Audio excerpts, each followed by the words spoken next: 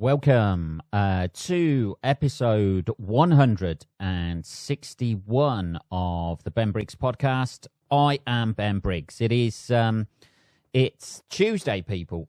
Tuesday, the 17th of November, 2020.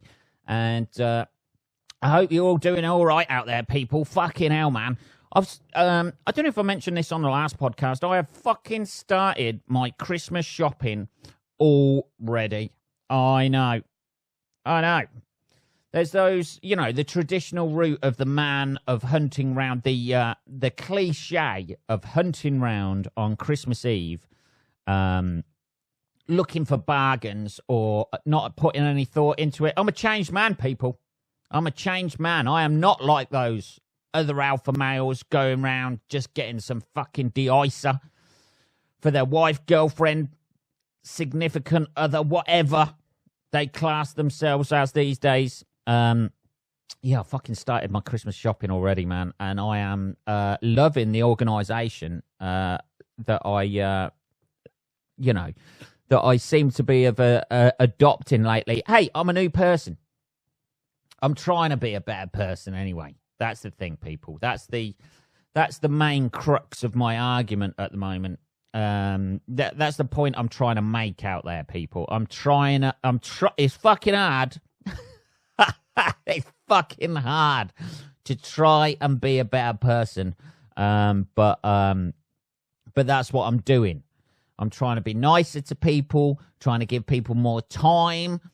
I don't know why this is, by the way. I just suddenly woke up with some sort of revelation that I want to be, try and hold on to my temper a bit. I've been fucking, getting Briggs Towers ready for hopefully people selling the old fucker and moving on out of Briggs Towers. But so I don't know whether here's the whole thing. Here's my whole theory about trying to be a better person, or there's always, nobody ever does it for no reason, right? And I'm not saying I'm doing it for no reason and I'm, floating above and flying above the rest of you like some sort of sweary angel.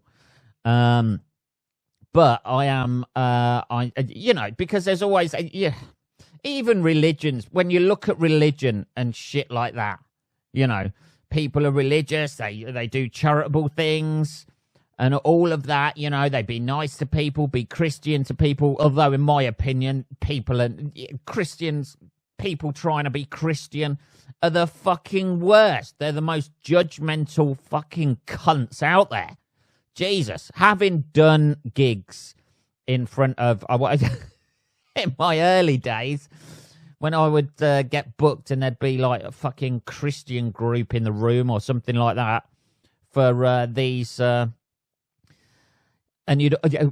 these clean gigs where they'd always turn up and go, no swearing or sex tonight. Well, why the fuck did you book me for then? Even in the early days. Before I knew how corrupt this industry was. Let's have a little bit of tea. I even had an attitude problem about it then. What the fuck? 3 gigs in. Why the fuck have you booked me for this then? So even like religion and that, there's always a reason behind it, isn't it? People are religious and they do charitable things and help people out and that sort of shit because they want to go to heaven and get rewarded for eternity. Isn't it? They just want that eternal reward. That's why they reward. That's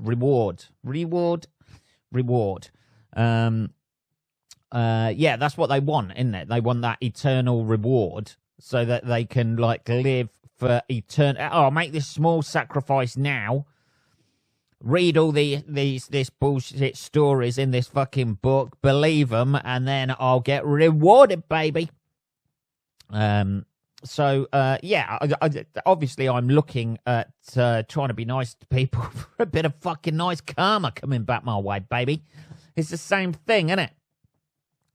It's the same thing. I'm just doing the same thing as those religious twats following those scriptures, those made-up stories, and because they want a reward at the end of it. That's basically it, isn't it? It's when you think about it, it's the most fucking selfish thing that you can do is be hardline religious, because you're thinking, oh, you'll get the reward of going to heaven and have an eternity of bliss afterwards. How fucking selfish is that? How selfish that you're doing that. You're doing all of that good stuff, not for the sake of doing good stuff, but for the sake of the reward that you're going to get at the end of it.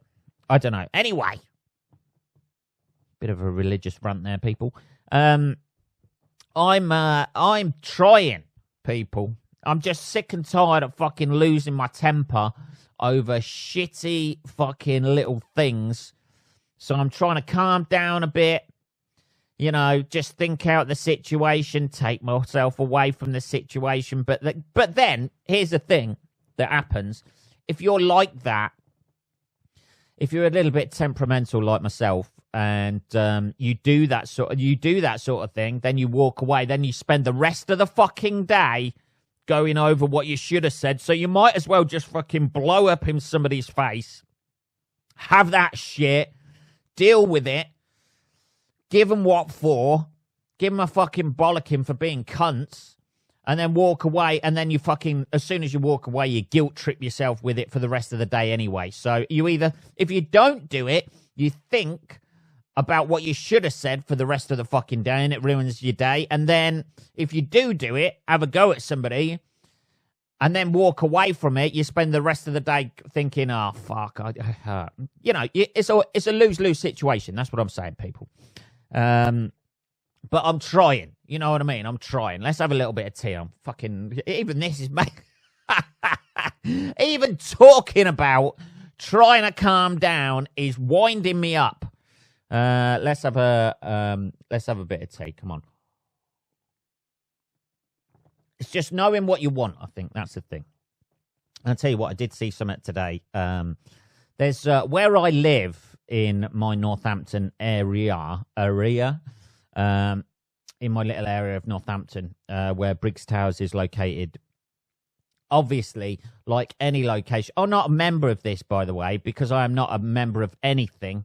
The only groups I'm a member of is like groups on Facebook. I mean, not like real life, you know, groups or whatever. The only groups I am a member of on Facebook are things like Facebook Comedy Forum, things where they post fucking gigs, and then you have to like apply for the gigs, usually by email. But like there seems to be a fashion now of where they get you to barter it out in the comments. Hey, if you're interested in this gig, post in the comments. I don't want to fucking post in the fucking comments. I know you get a load of people fucking PMing you or DMing you or whatever it is about gigs, and it clears up your fucking, you know, clears out all your fucking space in your inbox and that. But I don't want to go from some sort of raffle system where you go, you look fucking desperate, and because sometimes you just want to run through some new stuff at a gig, or you want to do that, so you're like, oh, I'll take a little bit less money, and then like try this newer bit that I've got, you know, or this is close to home, I could fucking double up, do that one, and then see you later. But there seems to be some sort of, anyone who does that as a promoter is a fucking cunt. I said it. Just set up another Facebook account or something like that, or an email account where you've got all of that shit listed so it doesn't interfere with your fucking personal fucking messages that you're getting. But having a sort of like bartering raffle system going where you get to comment, you know, you're allowed to comment underneath here, but nowhere else. You know, don't send me an email. Don't send me this. Don't send me a fucking Facebook message. Comment under so you can be with the rest of the plebs. And when the lineup is finally announced, we can show you that we believe this act is better than this act. That's it. It's a fucking power trip, man. I don't know. I just spat all over the fucking microphone saying that. How long are we in? 10 minutes. Fuck me, baby.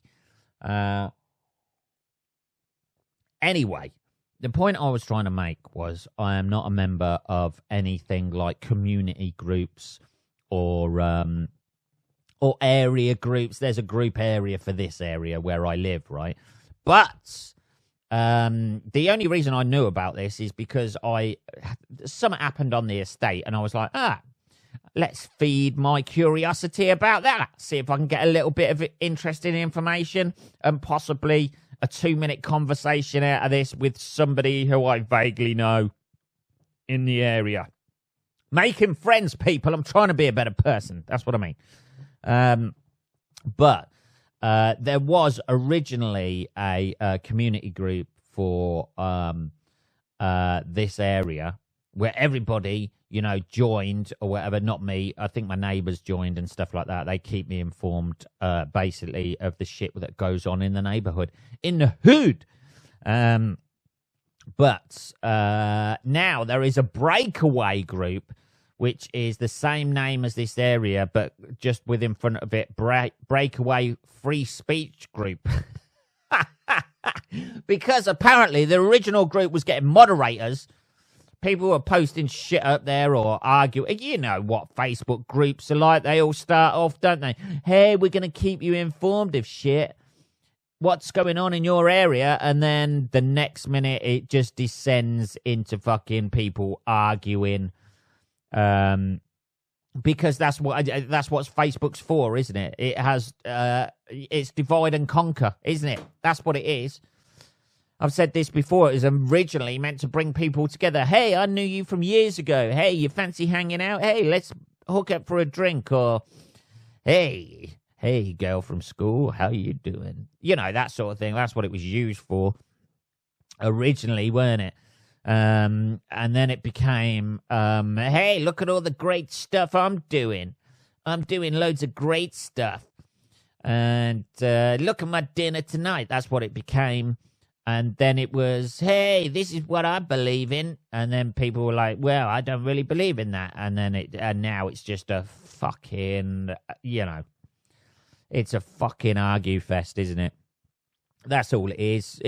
It went from, hey, look how good I'm doing in life to, hey, look how much of a great person I am. And anyone who doesn't do exactly the same as what I do is a fucking asshole. Or think exactly the same as me. But we've spoke about that before, haven't we? Fucking Jesus. Some cunts just fucking posted something through the letterbox. That's what that bang was. If it picked up and you heard it. Anyway. Yeah, so we've got this breakaway now, a free speech group, which I like the fact they've put in free speech. It's not just the breakaway group. It's the free speech group, man. This guy who set this group up, he's been silenced. He's been cancelled. He has no opinions. The other group has no free speech. It is ruled by dictating moderators who won't let you complain about, like, people leaving their bins out on the street, even when it's not rubbish day. Even when it's not rubbish day. Their bins are out there. I did have a little look on the group. It's fucking hilarious. I just wanted to post so much afterwards, but I just thought I'm going to get a fucking shitload of shit if I say this. Dear. I want to find where this guy's bin is and take a shit in it. That's what I want to do. I have a right to leave my bin wherever I want to leave it. But it makes the area look horrible, man. Oh, God. Yeah, so anyway, we've got a new Nelson Mandela, freedom, free speech, a new Martin Luther King, a new Malcolm X. Leading this. I mean, it's fucking ridiculous, isn't it? Breakaway free speech group. He's got about 30 people on it at the minute. They must be all his little friends You know, you can tell who your friends are when you start a breakaway group like that. He's got about like 30 odd little friends who sort of like agree with him, although they seem a little bit just angry. Just angry white people in this group. He might as well have called it the white people want to have their own group. That's that's different. The white people who don't think they're being listened to, white group, white afterwards, the white group. But it's all white people in this group at the moment. Anyway, that may change. But yeah, it's a breakaway free speech group. Because they weren't getting any free speech. I mean, they were getting cancelled left, right, and centre with trials and tribulations about. Hey, man, I just want to express my opinion. Shut up. This is not a group for expressing your opinion about bins and the drainage system and people dealing drugs in the area. That's another thing. That is another thing that happens in this area. And I don't know, these 16, 17-year-old kids are obviously selling weed because when you go to the local shop and they're in the local shop, it stinks of fucking weed. Like that's the one thing I'm constantly surprised by. People who smoke weed think everybody else doesn't realize that they're smoking weed. And these guys walk around the estate all day. I don't know what their fucking mileage is or how many steps they're getting in, but they must be wearing about 3 or 4 fucking Fitbits just to keep up with the amount of steps that they do in a day. I mean, these lads must have calf muscles like fucking racehorses, and just like chiseled legs through walking around all day, and they're clearly selling weed that was brought up on one of these groups. But you know, it just amazes me. The fact that I've caught them out the back smoking weed because the smell was coming in my fucking bathroom, and I had the bathroom door open, and out the back of mine you've got like a parking bay bit with a bit that's undercover that holds all the skips and the like for the recycling and shit like that, and they were under the cover bit smoking weed. I could smell it in my bathroom, went out because it's like a private bit, told them to fuck off, and they were like, why? Because you're smoking weed. We're not smoking weed. Mate, Jesus. My fucking girlfriend lives in Birmingham. She can smell the fucking weed you're smoking. And that's like 65 fucking miles away. There's people sitting in the space station, Russian cosmonauts or whatever, going, somebody smoking weed down there? It fucking reeks, and they've got no idea. Your clothes smell of weed. Your fucking trainers, the fucking the end bit of your shoelaces, that hard end bit, that fucking reeks of weed, mate. That's how much weed you smoke. I don't know.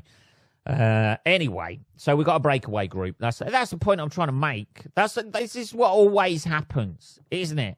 Everything gets subdivided, and you know, because nobody's willing to listen to anybody anymore. Thank you, by the way, for listening to the Ben Briggs podcast. All listens are appreciated. But because nobody's willing to listen to anybody's argument anymore, and everybody is so focused on what their opinion is, and anyone who slightly diverts away from that opinion is totally in the wrong and must be fucking executed immediately. All these little divided groups like set up trying to show their opinions, and everything just gets smaller and smaller groups. This fucking freedom breakaway free speech group, this will only get subdivided as well. That's the thing. It's like the Monty Python fucking, People's Republic of fucking Palestine or whatever. It's this will get subdivided into the new breakaway free super free speech group, and then that'll get subdivided, and in the end it'll just be a load of people, individuals, collectively having their own individual group that only they're a fucking member of. And then the government's one, man. It's divide and conquer all over again. I keep saying this. I did. I don't know. It just made me laugh. That's all I'm saying. It made me laugh. The first of all, the name, the fact that there was like, it's almost like they'd set up the civil. It was almost like he was talking about this group like it was fucking the civil rights movement in the 60s in America. We have a right. We need to fight for our freedom of speech, to say our opinions that nobody gives a fuck about anyway in a group of my own friends. In a group populated by people who live a couple of doors away. And when I argue with them, it will be awkward when I see them either in the local shop or over the park. Oh, fucking hell. What are we on? 22 minutes, people. Let's have a little bit of tea, shall we? Jesus. I don't know how your week's going in the coronavirus thing. I'm getting used to it. I know.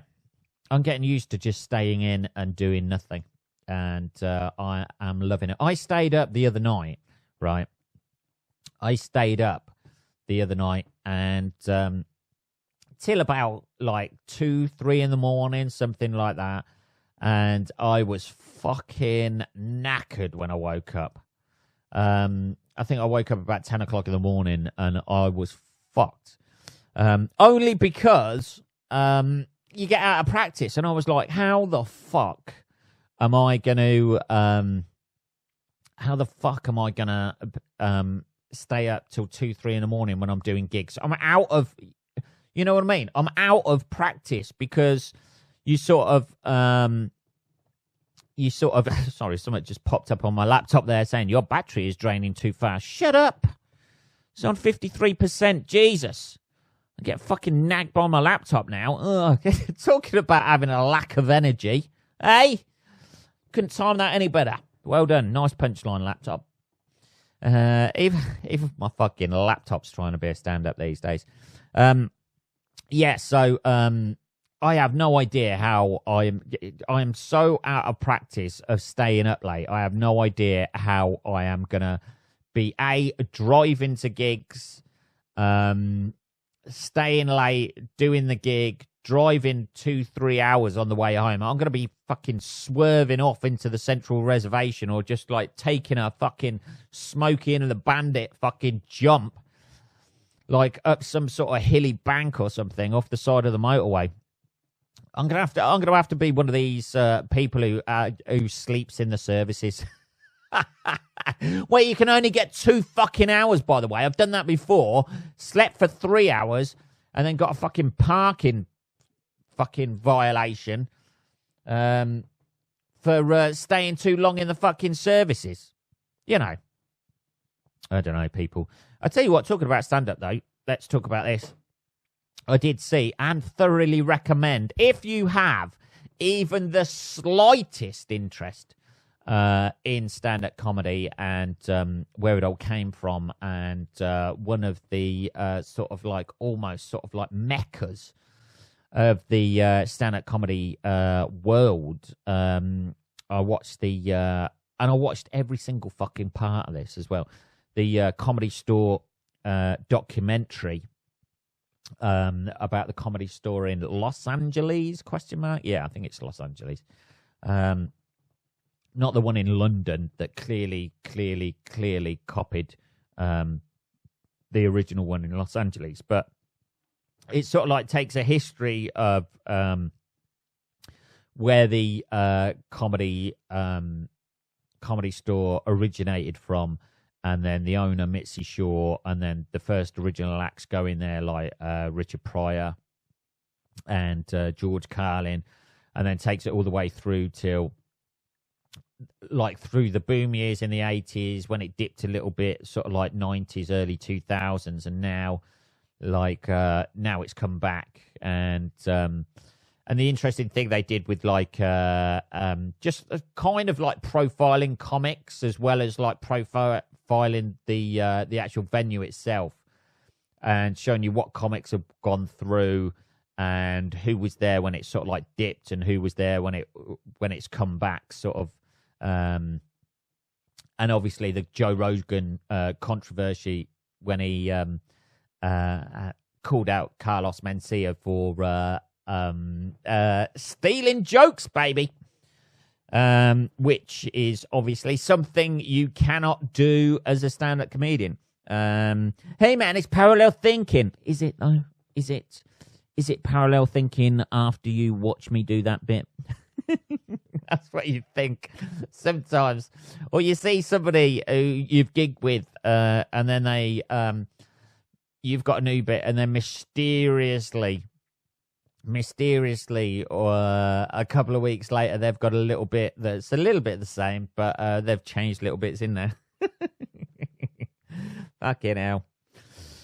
But yeah, I thoroughly recommend watching that. It was just interesting, like looking at it from a English stand-up, and how things work over there here to how things work over there. Over in the States, it seems to be very much more concentrated on certain clubs, getting into certain clubs. I mean, it's like that here as well, but those clubs almost become like your peer group when you're out there. And you go to that club like every fucking night. They've got like 3 or 4 rooms in the club that are putting on comedy, so you can do new material every night, go up for spots and that sort of thing if you're in with that club. Whereas with over here, and it almost becomes like a youth club sort of. I know that seems to put it down a little bit, but it almost becomes like its own sort of like youth club where people hang out. You know, they'll do spots somewhere else, but they'll always go back to that club and hang out a bit. But like hanging out every night and working on stuff every night. Whereas over here, because the clubs aren't as big, I think the Glee Club in Birmingham's got 2 rooms. There's like the Comedy Store in London is just 1 room. The one in Manchester's got sort of 2 rooms, but one of them's sort of like just a normal area where they put it on sometimes, like in there if they haven't sold enough tickets for the main room. But over here, you sort of like you're traveling to gigs. So like out in the States and that, you can do in big places like Los Angeles, New York, and that you can do a lot of spots in a night, or you're doing multiple spots in the same club at different shows. Whereas over here, it's not so much. There's a couple of clubs like that. Hot Water, I think the Comedy Store does a couple of different things, but usually you go to a gig, you do the gig, and that's it. And you don't have your base is your home here because you're traveling so far to gigs like here, there, and everywhere over the country. All you do, you go, you do your spot, you talk to the people who you're on that specific night, who you may not have seen for like 2 years or something.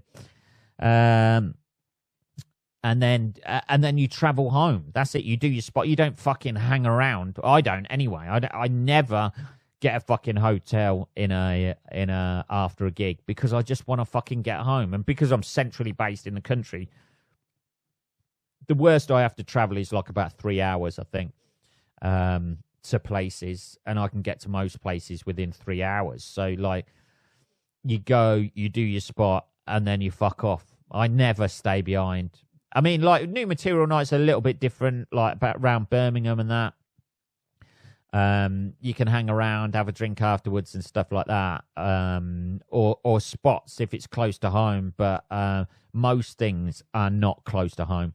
And there's no sort of base where you just turn up every night and you're like, oh, I've got some new material, can I do this or whatever? There's nothing like that at those sort of like premiere venues that they have. But it was just interesting just seeing how it works. It seems a lot more sort of a lot more of a community of comedians over in the States than there is over here in England. Everybody seems, I mean, it might be different in London.